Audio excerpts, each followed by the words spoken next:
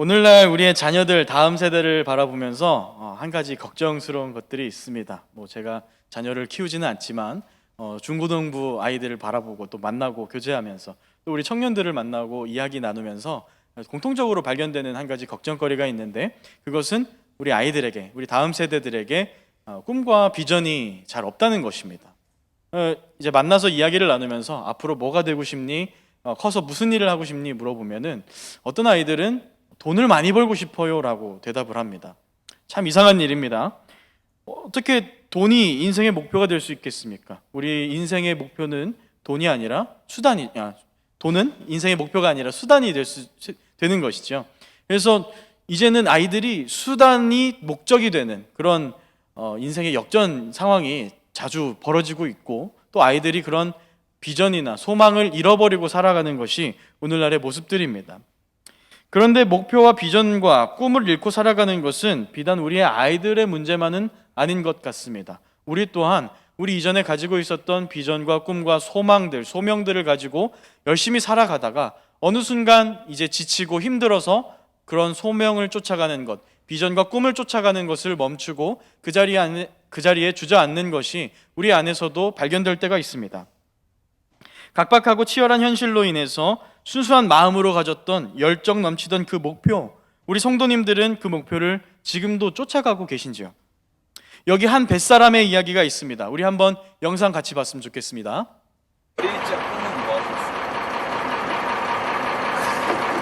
또 왜 또 아픈 상처에 소금을 뿌리십니까? 제게도 꿈은 있었습니다.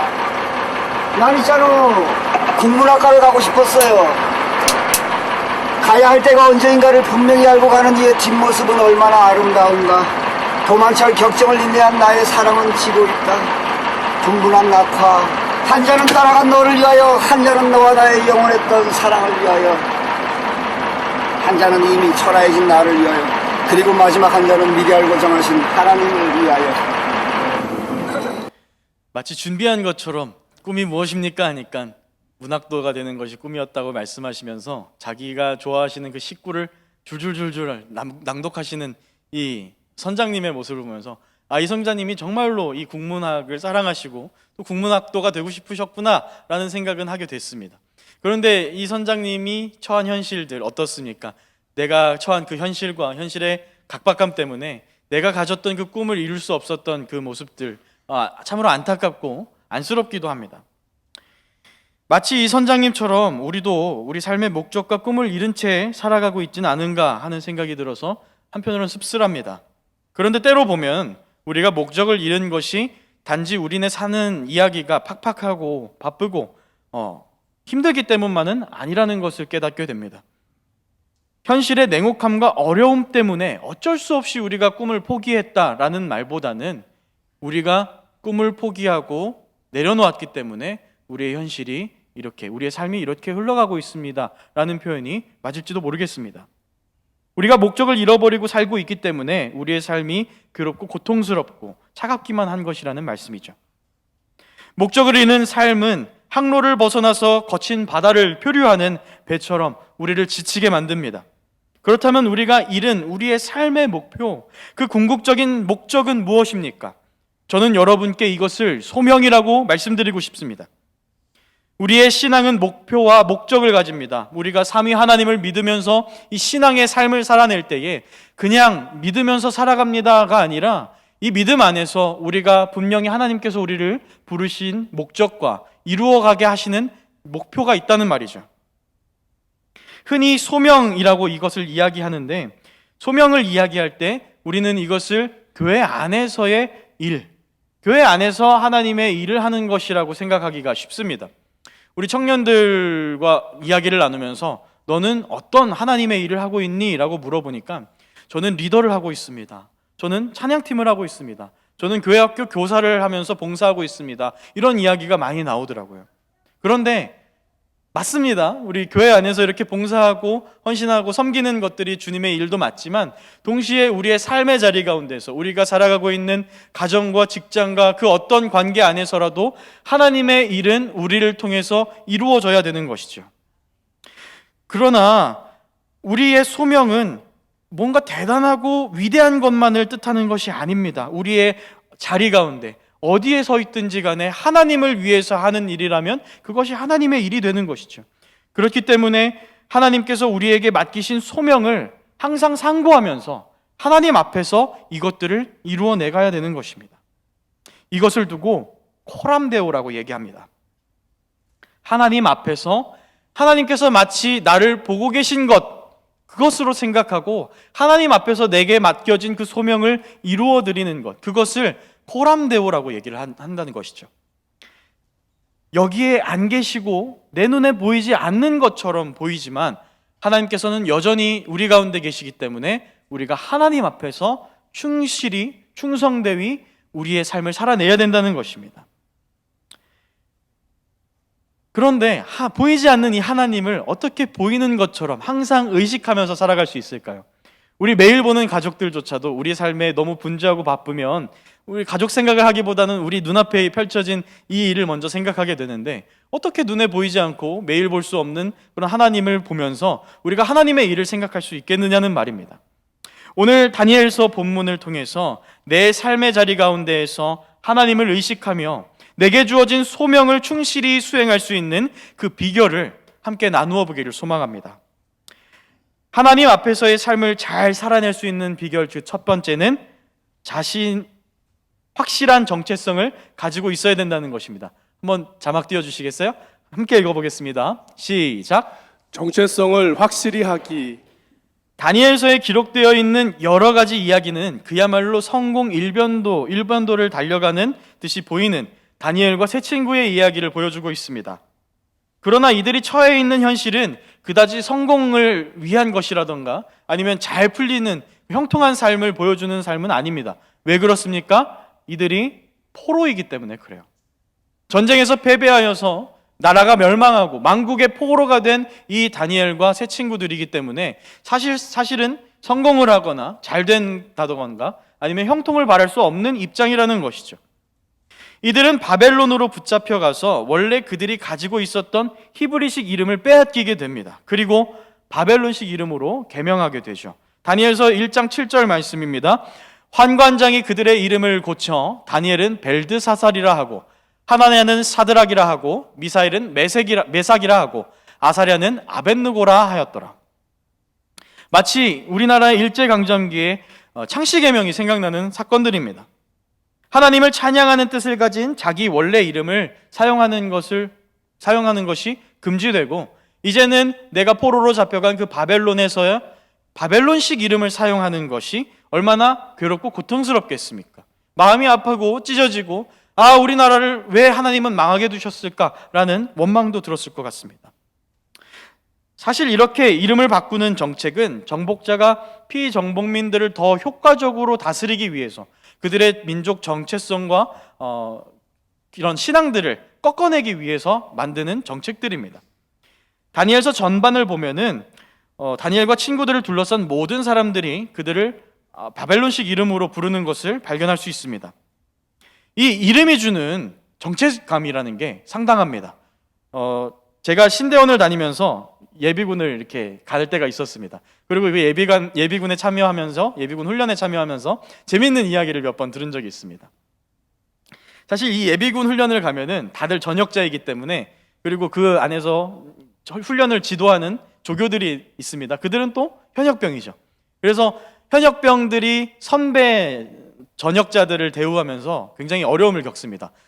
선배님 하고 부르면서 선배님 이 훈련 좀 잘 받아주십시오. 선배님 줄 좀 잘 맞춰서 걸어가 주십시오. 선배님 모자 이렇게 쓰지 마십시오. 이렇게 벗지 마시고 잘 쓰고 다니십시오. 이렇게 애걸복걸을 하는데 이 예비군 선배들이 참 짓궂습니다. 그래서 언제 전역해? 이렇게 물어보기도 하고 괴롭히기도 하는데, 신대원이나 신학교에서 이렇게 예비군 훈련을 가게 되면 이 예비군 훈련소에 조교들이 한결 편하다는 소식입니다. 어떻게 편할 수 있을까요? 바로 예비군 훈련을 하러 찾아온 신학생들에게 선배님 하고 부르지 않고 전도사님 하고 부르는 것입니다. 그 전까지 모자도 대충 쓰고 옷깃도 풀어헤치고 편한 대로 껄렁껄렁하게 불량한 자세로 일관하던 우리 신대원 학생들이 조교들이 갑자기 전도사님 하고 부르니까 모자도 다시 쓰고 옷도 이렇게 잘 매무새를 고치고 제대로 훈련을 받기 시작한다는 것이죠. 이 우스갯소리입니다만 우리가 불려지는 이 이름과 호칭이 우리의 정체성을 얼마나 강하게 형성하고 그 정체성이 또 우리를 어떻게 행동을 바꾸는지를 잘 보여주는 이야기인 것 같습니다. 이렇듯 우리를 부르는 이 이름이 우리의 정체성을 형성하고 우리의 행동을 바꿔낸다면 바벨론식 이름으로 개명된 다니엘과 세 친구들의 삶은 어땠을까요?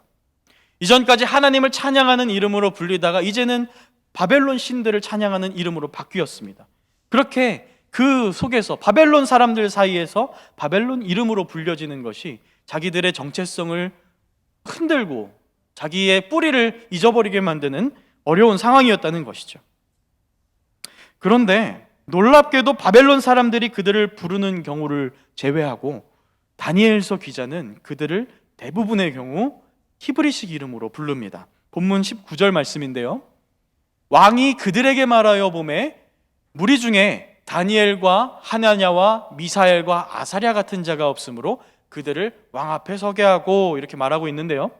다니엘과 하나냐와 미사엘과 아사랴 같은 자가 없었다라고 이야기하는 이 히브리식 이름은 왕이 그들을 그렇게 불렀다는 이야기가 아니라 성경 기자, 다니엘을 기록한 기자가 이 다니엘과 세 친구들의 이름을 이렇게 부르고 있는 것입니다. 이들의 사회적인 이름은 이제 벨드사살, 사드락, 메삭, 아벳느고입니다. 그럼에도 다니엘서 기자는 왜 그들을 히브리식 이름으로 굳이 부르고 있을까요? 이는 그들이 바벨론에서 포로 생활을 하는 그 긴 생활 동안 단 한 번도 하나님의 백성으로서의 정체성을 잃지 않았음을 보여주는 장치입니다. 우리는 어떻습니까? 우리는 아무도 우리를 다른 이름으로 혹은 다른 나라의 이름으로 부르도록 강요하지 않는 세상을 살아가고 있어요. 그럼에도 불구하고 우리가 직시해야 될 것은 우리가 영적인 전장 그 한가운데 서서 살아가고 있는 존재들이라는 사실입니다. 그 전장 속에서 마귀는 항상 우리를 넘어뜨리려고 하나님의 자녀로서 세상 속의 소명자로서의 정체성을 잊어버리고 살도록 우리를 계속 쥐고 뒤흔들려고 합니다. 우리가 삶의 자리 가운데에서 하나님께서 부르신 소명자로서의 받은 그 소명에 충실히 충성되이 살 수 있는 방법은 그 영적 전장 안에서 내가 주님의 자녀이며 하나님의 부름을 받은 소명자라는 사실을 잊지 않고 정체성을 계속해서 붙드는 것입니다. 하나님 앞에서 모든 일에 충성된 삶을 살기 위한 비결 두 번째는 방향성을 확실히 하는 것입니다. 우리 한번 소리내서 읽어보겠습니다. 시작. 방향성을 확실히 하기. 우리의 정체성이 소명자고 하나님께서 부르신 그 삶의 자리에서의 소명의 삶을 살아내는 사람들이다라는 정체성을 이제 우리가 확실히 했다면 이제 우리는 삶의 방향을 확인하고 나아갈 줄 알아야 합니다. 오늘 본문인 다니엘서의 중심 인물 다니엘은 요셉과 더불어서 성경 안에서 등장하는 대표적인 성공의 아이콘입니다. 많은 부모님들이 자녀를 놓고 기도할 때 우리 자녀들이 요셉 같은 삶을 살 수 있도록 하나님 인도해 주십시오. 내 자녀가 다니엘같이 살아갈 수 있도록 다니엘처럼 커갈 수 있도록 하나님 인도해 주십시오 라고 기도합니다. 왜 그럴까요? 왜 그렇게 기도할까요? 바로 우리가 우리 자녀들의 삶을 성공한 삶이 되었으면 좋겠다라는 마음에서 그렇게 기도하는 것이죠. 요셉은 형들의 시기로 애굽의 노예로 팔려가서 갖은 고생을 다 하다가 이제 애굽에서 총리가 됩니다. 다니엘도 마찬가지입니다. 노예로 잡혀가고 포로로 잡혀갔지만 그 모든 어려움을 디뎌내고 이제 바벨론의 총리가 됩니다. 이 성공 이야기가 매우 매력적이고 또 보암직도 하고 들음직도 해서 우리가 이 자녀들을 위해서 기도할 때 다니엘처럼 요셉처럼 되게 해달라고 기도하면서 뒤에 가로가 이렇게 쳐져 있는 것이죠. 다니엘처럼 요셉처럼 성공하게 해주십시오. 물론 이 두 사람의 출세가 인상 깊고 또 하나님으로부터 이들이 복받은 것은 사실입니다만 성경이 우리에게 조명하여서 주는 것은 이들이 성공했다가 아니라 다른 데에 있다는 것을 우리가 알아야 합니다. 포로로 사로잡혀서 느부갓네살 왕 앞에 선 다니엘, 그 다니엘의 모습을 보십시오. 다니엘서 1장 8절 8절 말씀 함께 읽겠습니다. 다니엘은 뜻을 정하여 왕의 음식과 그가 마시는 포도주로 자기를 더럽히지 아니하리라 하고 자기를 더럽히지 아니하도록 환관장에게 구하니. 다니엘이 정한 뜻이 무엇입니까? 다니엘이 뜻을 정하여 바벨론의 총리가 돼서 하나님의 영광을 드러내는 삶을 살기로 다짐했다. 다니엘은 자기가 총리가 되어서 다른 사람들 앞에서 하나님을 섬기면 이렇게 복을 받을 수 있다고 보여주기로 결심했다. 성경이 말하고 있는 것이 이것입니까? 그렇지 않습니다. 다니엘은 그저 하나님 앞에서 우상숭배로 자신을 더럽히지 않으려고 뜻을 정했습니다. 이는 하나냐와 미사엘, 아사랴도 마찬가지입니다. 그들은 느부갓네살의 형상을 띤 금신상에 절을 하지 않았다는 혐의로 이제 풀무불에 던져지게 됩니다. 근데 이 세 친구들이 어떤 상황에, 어떤 배경에서 이 상황을 맞닥뜨렸는지를 생각하면 이들이 하고 있는 이 행동이 이해가 가지 않습니다. 이들은 이미 바벨론의 지방 장관들을 역임한 성공한 인생을 살고 있었어요. 그 성공 속에서 바벨론 신상에게, 그리고 특별히 느부갓네살의 그 동상에 절해라라고 우상숭배를 강요받고 있는 것이죠. 그때 이들의 대답이 어떻습니까? 안 됩니다라고 얘기를 하는 거예요. 다니엘서 3장 17절에서 18절 말씀입니다. 왕이여, 우리가 섬기는 하나님이 계시다면 우리를 맹렬히 타는 풀무불 가운데에서 능히 건져내시겠고 왕의 손에서도 건져내시리이다. 그렇게 하지 아니하실지라도 왕이여, 우리가 왕의 신들을 섬기지도 아니하고 왕이 세우신 금신상에게 절하지도 아니할 줄을 아옵소서. 이게 신화된 도리에는 전혀 맞지 않는 얘기입니다. 왕이 명령을 했는데 명령에 불복종하는 것은 고사하고 이제 지금 통보를 하고 있어요. 저 그거 못 하겠는데요? 못 안 하는 걸로 알고 계세요? 라고 왕에게, 자기 상관에게 말하고 있는 것이죠. 그 유명한 그리 아니하실지라도의 믿음, 이러한 고백은 그들의 목적과 방향이 성공을 향해 있는 게 아니었다는 것을 보여주는 겁니다. 이미 그들이 성공을 거머쥐었어요. 내가 성취해낸 것들이 있어요. 그리고 그것이 있기 때문에 그것을 놓치는 게 두려운 게 당연한 겁니다. 내가 이룬 것들을 잃어버리는 게 당연해요. 그럼에도 불구하고 이들이 그리 아니하실지라도 나는 그렇게 못하겠습니다. 왕은 그렇게 아십시오 라고 담대하게 이야기할 수 있었던 이유가 무엇입니까? 그들이 방향을 설정한 것이 성공이 아니라, 형통이 아니라 자신을 하나님 앞에서 정결하게 하는 것, 거기에 방향이 향해 있었기 때문에. 디모데후서 2장 20절에서 21절 말씀은 이렇게 말하고 있습니다. 우리 한 목소리로 한번 읽어봤으면 좋겠습니다. 시작. 큰 집에는 금 그릇과 은 그릇뿐 아니라 나무 그릇과 질 그릇도 있어 귀하게 쓰는 것도 있고 천하게 쓰는 것도 있나니, 그러므로 누구든지 이런 것에서 자기를 깨끗하게 하면 귀히 쓰는 그릇이 되어 거룩하고 저인의 쓰임에 합당하며 모든 선한 일에 준비함이 되리라. 사도 바울은 디모데에게 이렇게 이야기를 하고 있습니다. 귀히 쓰이는 그릇이 있다. 어떤 그릇입니까? 집에 금 그릇도 있고 은 그릇도 있고 나무 그릇도 있고 질 그릇도 있습니다. 여러분이라면 어떤 그릇을 귀히 쓰시겠습니까? 저 같으면 비싸서 금 그릇은 잘 못 쓸 것 같고요, 은 그릇은 그나마 좀 쓸 것 같습니다. 좋잖아요, 비싸고. 그런데 사도 바울이 이야기하는 게 좀 다릅니다. 귀히 쓰이는 그릇이 어떤 그릇입니까? 깨끗한 그릇. 온갖 더러운 것과 오물이 잔뜩 묻은 더러운 금 그릇이 있고, 깨끗해서 윤이 반짝반짝 빛나는 질 그릇이 있습니다. 우리 성도님들 당장 음식을 이 그릇에 내어 가야 된다면 귀하고 비싼 금 그릇에 내시겠습니까? 저렴한 질 그릇에 내시겠습니까? 당연히 질 그릇이죠. 왜요? 깨끗하니까. 사랑하는 우리 성도님들, 하나님께서 우리를 이렇게 사용하신다고 합니다. 우리가 반짝반짝 빛나서 사용하시는 게 아니라 우리가 하나님 앞에서 정결하고 깨끗하기 때문에. 우리는 너무나도 간사한 존재라서 하나님을 위한 일이다 라고 포장하면서 내 욕심과 내 욕망을 이루기 위해서 하는 일들이 종종 있습니다. 하나님을 위한 일이야 라고 하면서 내 욕심을 채우는 일들이 있어요.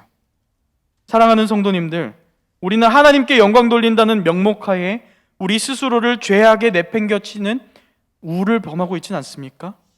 성공이라는 어긋난 목적으로 소명자의 자세를 망각하고 있지는 않습니까? 다만 하나님께서 귀하게 쓰시는 그릇이 깨끗한 그릇임을 기억하면서 우리는 우리 스스로를 주님 앞에서 정결하게 만들어 가야 되는 것이죠.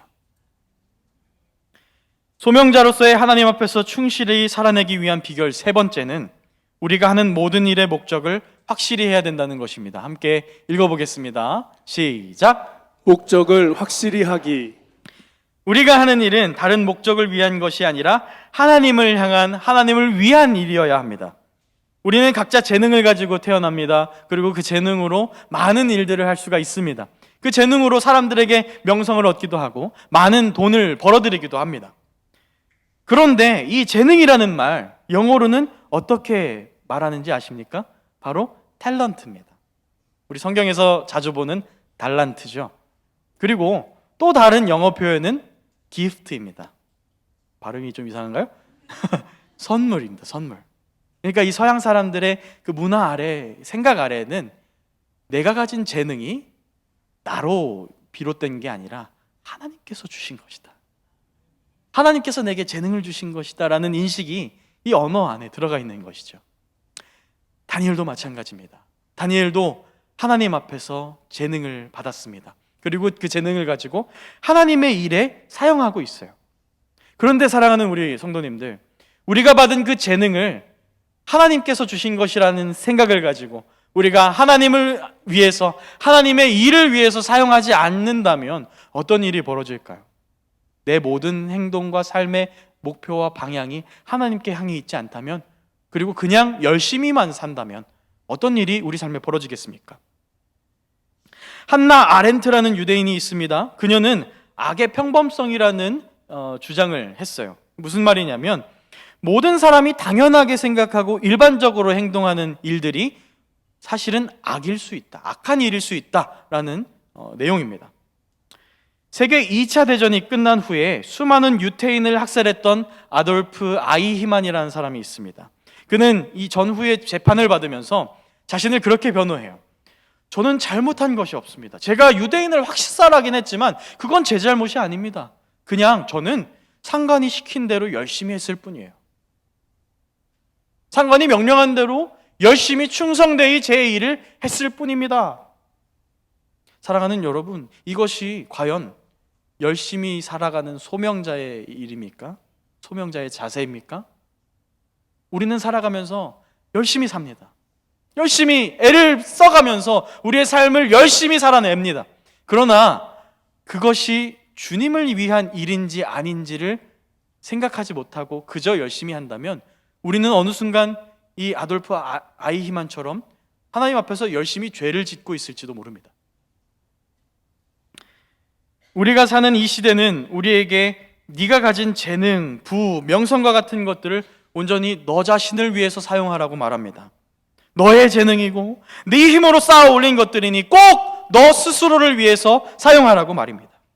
그러나 우리는 이러한 세상의 거짓 가르침에 속아 넘어가서는 안 되는 것이죠. 사랑하는 우리 성도님들, 우리는 무엇이 하나님의 뜻인지 분별할 수 있어야 합니다. 우리는 우리의 달란트를 사용하는 데 있어서 이 일들이 나의 개인적인 욕심이나 욕망을 위한 것이 아니도록 분별하여서 행동할 수 있어야 합니다. 또 우리가 우리의 달란트를 가지고 충성하고 있는 그 자리에서 우리가 행하게 되는 일들이 하나님께서 기뻐하시는 일인지, 하나님께서 칭찬하시는 일인지 분별할 수 있어야 된다는 것이지요. 목적과 방향이 없이 휘두르는 칼은 사람을 다치게 하고 죽입니다. 하나님께 영광이라는 분명한 분별의 기준이 있어야 우리는 우리의 달란트를 활용하여서 온전히 하나님께 우리의 소명을 다할 수 있을 것입니다. 말씀을 정리하겠습니다. 오늘 우리는 이 세상 속에서 하나님의 부르심을 받고 하나님의 일을 하는 소명자로 살아갈 때 어떻게 하면 우리의 삶의 자리에서 충실히 그것들을 해나갈 수 있을까? 이것을 다니엘서 말씀을 보면서 살펴봤습니다. 첫 번째로 우리는 정체성을 확실히 해야 됩니다. 눈에 보이지는 않지만 우리는 분명하게 영적인 전장 가운데 서 있습니다. 우리 그 전장 안에서 지지 않고 쓰러지지 않고 패하지 않기 위해서 필요한 것은 우리가 하나님의 자녀이고 또한 부르심받은 소명자라는 정체성을 꼭 붙들고 있는 것입니다. 두 번째로 우리는 방향을 확실히 해야 됩니다. 우리의 소명의 방향은 성공이나 형통이 아니라 하나님 앞에서 깨끗하게 되는 것입니다. 우리가 그렇게 깨끗하고 정결해질 때 하나님께서는 우리를 사용하시고 당신의 일에 크게 쓰임 받을 수 있을 것입니다. 마지막으로 우리는 목적을 확실히 해야 합니다. 아무리 뛰어난 달란트를 받았다 한들 우리가 목적을 확실히 하지 않는다면 결국에는 나의 죄된 본성과 욕망을 따라서 그 달란트를 왜곡되이 사용하게 될 것입니다. 그리고 그 결과는 결국 죄이죠. 우리는 무엇이 우리를 향하신 하나님의 뜻이요 당신이 기뻐하시는 일인지를 분별하면서 우리 앞에 놓여진 이 소명의 자리에서 하나님의 기쁨이 되는 삶을 살아야 하는 것입니다. 이렇게 우리는 소명자로 살아가기 위해서 정체성과 삶의 방향 그리고 목적을 확고히 해야 된다는 이야기를 나눴습니다. 그런데 이러한 삶의 방식에 있어서 정말 중요한 요소가 한 가지가 있는데 저는 이것을 여러분께 지속성이라고 소개하고 싶습니다. 이것을 쭉 가져가는 것. 본문 21절에서 성경 말씀은 다니엘에 대해서 이렇게 소개를 합니다. 다니엘은 고레스 왕 원년까지 있었더라. 다니엘은 바벨론 제국은 물론 바사 제국에 이르기까지 정치적인 영향력을 끼쳤던 것이죠. 이 성경에 한 구절 딱 이렇게 제시가 되어 있는데 감이 잘 안 와서 제가 연도를 찾아보니까 다니엘이 느부갓네살 왕부터 고레스 왕의 원년까지 기원전 605년부터 559년 동안 섬겼습니다. 이러니까 횟수로는 44년이에요. 근속이네요. 장기 근속을 했습니다. 그런데 왕조도 바뀝니다. 왕조도 2번 바뀌었고요. 왕도 8번이나 바뀌어요. 다니엘서는 우리에게 다니엘이 44년의 긴 시간 동안 그가 변함없이 하나님 앞에 서 있었다고 얘기합니다.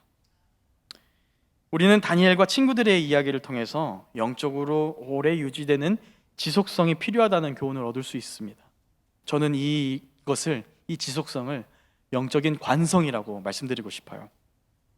한번 움직이기 시작한 물체가 계속 움직이는 성질을 관성이라고 우리가 이야기합니다.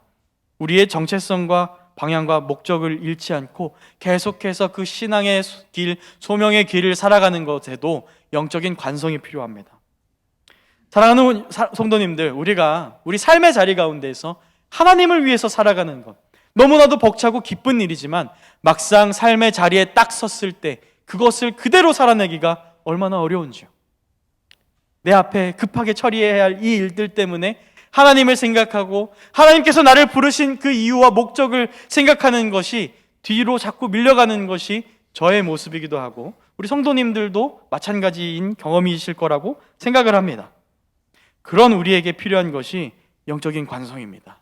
첫 걸음을 떼어내는 것, 그리고 그 첫 걸음 떼기가 너무나도 힘들고 처음 실천하기가 너무나도 어렵지만 그 걸음을 떼서 한 걸음 한 걸음 걸어 나갈 때 우리 삶 가운데 소명자의 꽃이 피어날 것입니다.